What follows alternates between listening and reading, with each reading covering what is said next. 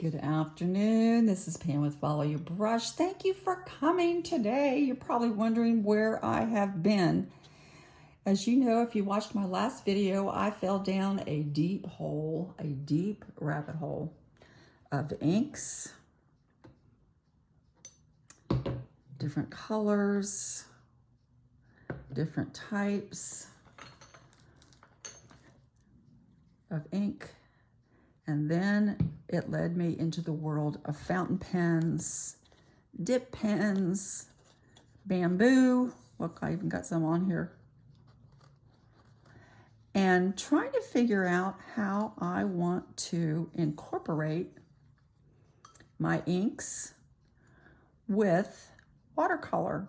So that's where I've been. I'm still following my brush, still following my trusty brush, but I'm incorporating some new things to play with as well. I know that it is not uncommon at all to do line and wash. Many people do that for years. I mean, I'm not the first one to think of that, obviously. Here's one that I did in December. You may have seen this on one of my other videos. This was a picture a friend of mine sent me from Poland. It was a fresh snowfall, and he was out there in the park, and it was just freshly coming down. The pictures were just so wonderful. I couldn't really capture the whole thing, but this was one that he sent me. And so I did it in watercolor, but then I went over it with a micron pen with a liner to kind of add some details. So I'm familiar with doing that, but I wanted to kind of incorporate things a little differently. I tried this one with the watercolor first and then the ink, but to me, this one says too much ink. It's just like, oh, she used ink. That's actually not where I want to go with this. I want to combine them together in a nice fashion. And this is another one I did that actually, now that I look back on it, I really like it. I did the watercolor, and again, I came in with the micron pen to do the lining. So I enjoyed that, but with the way these inks flow, as you can see, like I was playing here, it's just like there's so much more that maybe I could do with the watercolor and the ink. And so that's where I have been. I've been playing. Here's one that I did. This is a watercolor. I think I got a little better balance in this one between the watercolor and the ink. I did the watercolor this was in March. But then as I was going through my sketchbook, I went back and saw this, and I thought, oh, this would be a good one to add some ink to.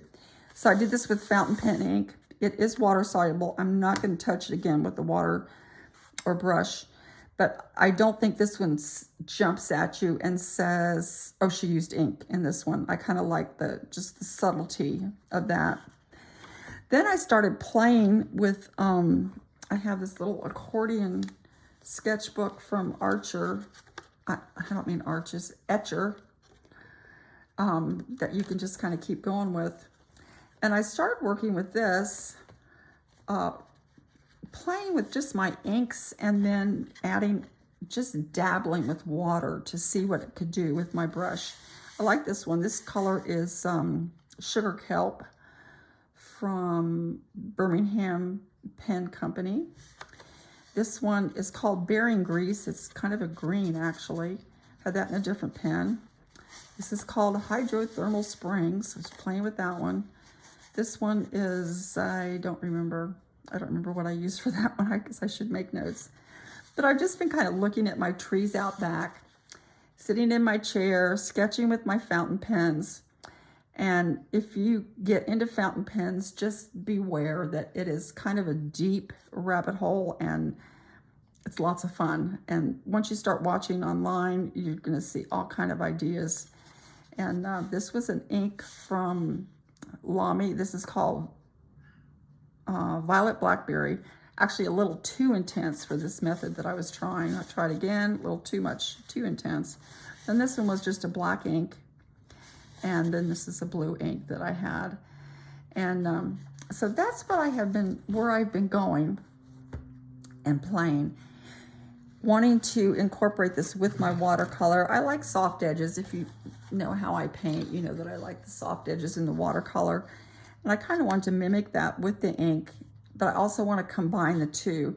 Maybe even paint with the ink, 'cause I don't know. It is water soluble, but it's not going to dry like my watercolors would.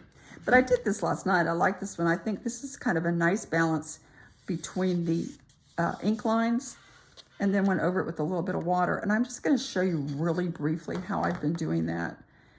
In case you're interested, this is where I've been. This is why you haven't seen me. I have been playing. I'm going to let's use this hydrothermal springs. This is a pretty color. I've been using a couple things to play with. One is a dip pen. I ordered this very inexpensively off of Amazon. It came with, I don't know, like maybe 10 or 15 different nibs. You can interchange them. I haven't really interchanged this one except to play a little bit. I don't know enough about them yet to be intelligent about what I've done and what the name of the nib is called or how it works, but it is fun. One thing I like about the inks is I like the free flow, how it just comes so naturally off the nib, whether it's a fountain pen or my dip pen. I like that. My hand is not super steady, actually. And in fact, I think I did another video once that, you know, you don't have to be able to draw a straight line to be an artist, because I certainly can't with all the surgeries I've had on this hand. But anyway, this is what I've been doing. Just kind of playing like that. Okay, let me rinse that off and put it down. Then I also have a dip pen. Dip pen, quill. Gives me a little different type of line. It can be thicker, which is fun. I can use the back side too. I just kind of spread it out. Put another tree here in my backyard. Everything is greening up out there, so it's really looking great. And then I'm going to borrow some of that ink that came off the quill and just let it. I do that when I'm painting too. You know, just kind of let it keep going wherever it wants to go. Let's deepen this up a little bit.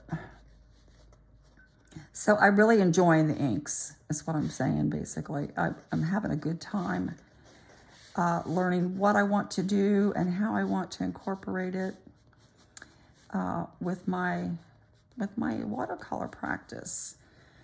It's like, for a while I had it kind of compartmentalized in my mind, like it was two different things, just two different areas of practice, but it's really not. It's just learning how I want to use it in my own practice. Then what I've been doing is coming and dabbling back over this with a little bit of water, letting it spread and play. And it's just really been very relaxing, almost meditative, to write with these fountain pens and inks. There's just something, I'm not quite sure what it is, but it just feels very, I don't know if the word is comforting or natural. I know when I learned to write when I was a child, that's what we did, is we used fountain pens. So maybe it takes me back to my childhood somewhere. I'm not sure. But I like this. See, and I like being able to do things like this. I like the soft edges. Now, I'm not intending to use this for painting. I'm still a watercolor addict, and I do have my watercolors, and it's just something I'm wanting to incorporate. And look how this, when it dries, if you can see, it's almost changing colors. Can you see that? That's what's kind of fun about some of these inks. It's a blue, and yet look at this green coming out. Can you see that? That's also a fun aspect. There's just some green coming out here as well. It's like, oh my goodness, what color are you? So that has also been fun to play with and just figure out how I want to incorporate this with my watercolors. And then I did get bitten by the bug of fountain pens. So I have been kind of down that rabbit hole as well. This is one I just got yesterday, and there's no good reason for me buying this except that it was just absolutely gorgeous. And I love the free flow. I love to just play, let it go, and almost like my spontaneous painting, I just kind of doodle and scribble and just make things. We'll pretend this is a flower. And I can darken some places, leave some places lighter. And let's see what I've got when I go over it with my water. It's just fun. It's just fun, that's all. It's just plain fun. So that's where I have been. This ink here is just called Blue. I got this in a subscription box. Yeah, that's how far deeply I fell. A subscription box to a stationery company. And this was included in their box. But see, isn't that pretty? And then I can let this dry and even go back over it later with more ink work when this is dry. And see, this kind of has a lavender in it as well. So that is where I have been. If you have wondered, where in the world is Pam? Where is she following her brush? I'm still following my brush, but I also introduced myself to the wide world of ink and fountain pens. And let me just give you a precautionary warning. Enter at your own risk. It's a lot of fun, but it's also very, very addictive. Just like I do with my watercolors, I'm having a ball with this. This is the one I did last night that I really like. So, whoops, it's too big. I need to come back out. Yeah, here we go. This is the one I did last night. But thanks for joining me, and I'll be back letting you know where I've been. As you know, I'm an adventurer, watercolor explorist, and I just like to ask questions and see where they take me. And this one has taken me down a deep rabbit hole of fountain pen inks, fountain pens, as well as watercolor, and following my brush all the way. Thank you for watching. Like and subscribe if you haven't already. I appreciate it. And I'll see you on the next video. Thanks. Bye.